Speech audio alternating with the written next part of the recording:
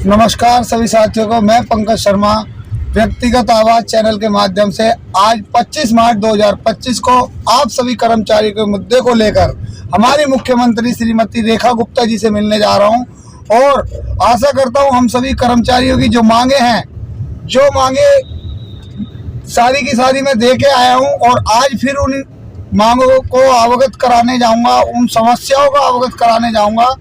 तो जो सारी की सारी समस्याएं मैं अभी थोड़ी देर बाद आपको बता दूंगा क्या क्या हमारी समस्याएं हैं।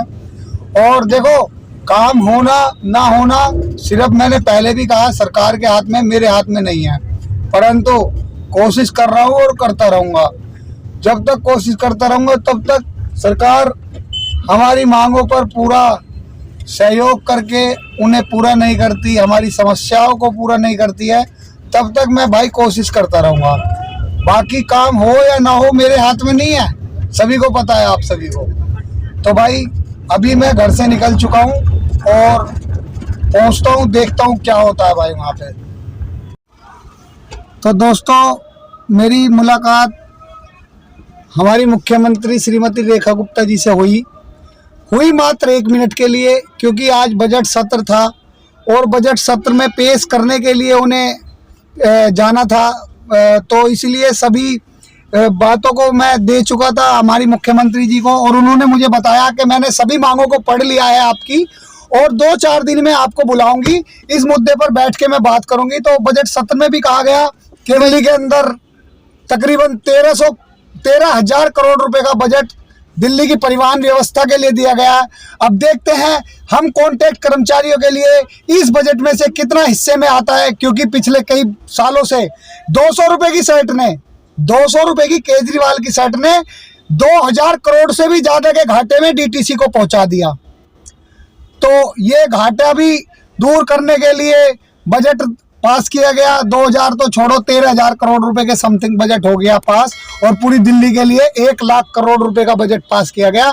इसमें मैंने कुछ लिखी थी हमारी समस्याएं, पता नहीं क्या उसमें से पढ़ के उन्होंने, मैडम ने बोला या कहीं और से उन्होंने पढ़ के बोला, क्योंकि ऑनलाइन टिकट का भी अभी 2-4 दिन पहले मुद्दा चल रहा था कि एक महिला से कहा गया मैडम ऑनलाइन टिकट ले लो, क्योंकि महिलाएं जो रोड पे चलती हैं, पहले बसों में जेब कतरे भी चढ़ते थे, आजकल जेब कतरियां भी चढ़ने लगी भाई। और दोस्तों मैं सही बता रहा हूँ, जेब कतरियां भी चढ़ने लगी। तो उसी को देखते हुए मुझे लगता है कि हमारी बसों के अंदर अब महिलाओं को मंथली फ्री पास जारी किया जाएगा, मंथली महिलाओं को फ्री पास जारी किया जाएगा। महिलाएं उपयोग करती थी 100, बिलिंग होती थी 400 की। हम बनाएंगे कार्ड जो हर बहन को टिकट लेने की आवश्यकता ना हो, वो योजना क्योंकि दिल्ली की बहनों के लिए है। वो जिस मर्जी बस में जाए, जितनी बार मर्जी जाए, उसके पास एक कार्ड होगा, वो कार्ड का इस्तेमाल करेगी। तो इसमें जो बसों में भ्रष्टाचार था, जो टिकटिंग के नाम पे करोड़ों करोड़ रुपए, 14,000 करोड़ का घाटा, 14 पिंक भ्रष्टाचार तो करा तो इन्होंने था ना, पिंक को मत बदनाम करें, ये कर रहे थे। वो बेचारी महिला तो एक ही टिकट ले रही थी, परंतु इस पूरे के पूरे सिस्टम को डिजिटलाइज किया जाएगा। तो ये मुद्दा तो चलो छोटा मुद्दा है, हमारा मेन था कि भाई हमारी कर्मचारियों की सभी की सैलरी की समस्या का समाधान हो जाए और वो समाधान देने के लिए मैं पत्र दिया है। उस पत्र में क्या क्या लिखा था मैं आप सभी साथियों को बता देता हूँ, क्योंकि भाई करना ना करना सरकार का काम है। मैं केवल एक हाथी की तरह चलता जा रहा हूँ, जिसे जो बोलना है बोल दो, जिसे साथ चलना है साथ चलो भाई। ऐसा ना हो कि कुछ लोग आत्मविश्वास तोड़ने वाले हैं, कुछ लोग ग्रुप में गलत बात लिखते हैं जिससे कि मेरा खुद का आत्मविश्वास टूटता है। भाई मेरा मन से अंदर से भी आंसू निकलते हैं, इतनी बुरी हालत हो जाती है। लेकिन भूखा प्यासा गाड़ी में तेल फूकता हूँ, घर से छुट्टी करके जाता हूँ, सुबह रात को 12 बजे घर पहुंचता हूँ और सुबह जल्दी घर से निकल के जाता हूँ। किस लिए जाता हूँ कि हम सभी कर्मचारियों का मुद्दा सोल्व हो जाए। ये वो पत्र है जो कंप्यूटर से टाइप किया था मेरी पत्नी ने, और इस टाइप में किए गए पत्र में मैंने क्या लिखा, मैंने लिखा कि जो विषय है, सबसे पहले विषय लिखा डीटीसी कॉन्ट्रैक्ट कर्मचारियों की समस्या के समाधान हेतु। महोदय जी, हम सभी डीटीसी कॉन्ट्रैक्ट कर्मचारियों की समस्याएं काफी ज्यादा हैं, जो पूर्व में रहे मुख्यमंत्री से कितनी बार भी बताने पर हमें सिर्फ आश्वासन ही मिलते आए। जिससे हम सभी इस नतीजे पर पहुंचे, क्यों ना दिल्ली में इस बार भारतीय जनता पार्टी की सरकार को लाया जाए। और हमें यह उम्मीद ही नहीं, पूरा विश्वास भी है कि दिल्ली के कॉन्ट्रैक्ट कर्मचारियों के लिए भारतीय जनता पार्टी हमारी समस्या का समाधान जरूर करेगी। हम सभी डीटीसी कॉन्ट्रैक्ट कर्मचारियों की समस्याएं हैं जो मैं आपको अवगत करा दे रहा हूं, जिसमें सब लिखा हुआ है। पहली समस्या, पिछले 10-15 सालों से हम सभी कॉन्ट्रैक्ट कर्मचारी दिल्ली परिवहन निगम में कॉन्ट्रैक्ट पर ही नौकरी कर रहे हैं। कई बार सरकार से मिलने के पश्चात भी ना तो हमारा रोजगार स्थायी किया गया और न ही परमानेंट कर्मचारियों के आधा भी वेतन हमारा किया गया, जिससे कि हम सभी दिल्ली जैसे शहर में अपना घर चलाने में असमर्थ हैं। 15 से 20 हजार रुपये मात्र सैलरी बनती है और अपने ना तो हम बच्चों को अच्छी शिक्षा दे पा रहे हैं, जिससे हम सभी कर्मचारियों को मानसिक परेशानियों का सामना करना पड़ रहा है। और बार बार कॉन्ट्रैक्ट रिन्यूअल कराने की जगह हमें पक्का कर दिया जाए या 60 साल रोजगार की गारंटी दी जाए, परंतु जब तक दूसरी शर्त लिखी कि जब तक हम सभी कर्मचारियों को परमानेंट नहीं किया जाता, तब तक के लिए अनुबंधित कर्मचारियों को बेसिक ग्रेड पे डीए और टीए देने का भी प्रयास किया जाए, क्योंकि हमारा वेतन काफ़ी कम है, मात्र 843 रुपये रोज, जिसमें कि हमारे परिवार का निर्वाह करना बहुत मुश्किल हो रहा है। कितने ही कॉन्ट्रैक्ट कर्मचारी परेशान होकर आत्महत्या कर चुके हैं मेरे भाइयों, और ये बात मैंने सत्य इसके अंदर लिखी है, इसका स्क्रीनशॉट भी सभी भाइयों को दिखा दूंगा। तीसरी जो मैंने लिखी परेशानी, वो लिखी है कि डीटीसी में अनुकंपा आश्रित के आधार पर विभाग में 10 से 15 सालों से संवाहक कार्य कर रहे हैं, उन्हें नियमित किया जाए। चौथी समस्या लिखी है मैंने कि डीटीसी के कॉन्ट्रैक्ट कर्मचारियों का ट्रांसफर उनके पते के हिसाब से उनके घर के आसपास होना चाहिए, जिससे कि वे सभी कर्मचारी अपना ड्यूटी पर और अपने परिवार को पूरा समय दे सके।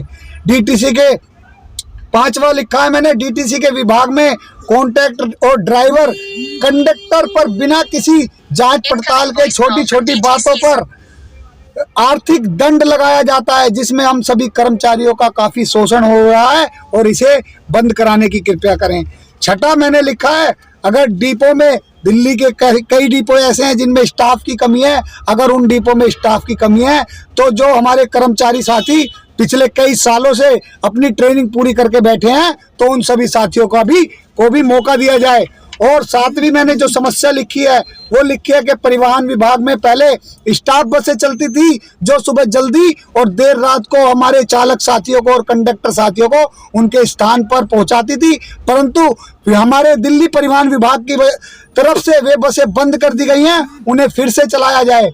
और आठवीं जो अपनी समस्या लिखी कि भारत में क्या हिंदुस्तान की सभी कंपनियों में सभी विभाग में 5 साल तक नौकरी करने के पश्चात कर्मचारियों को ग्रेच्युटी दी जाती है, परंतु दिल्ली परिवहन निगम में 10 से 15 साल तक की नौकरी करते हुए भी अभी तक किसी कर्मचारी को ग्रेच्युटी नहीं दी गई।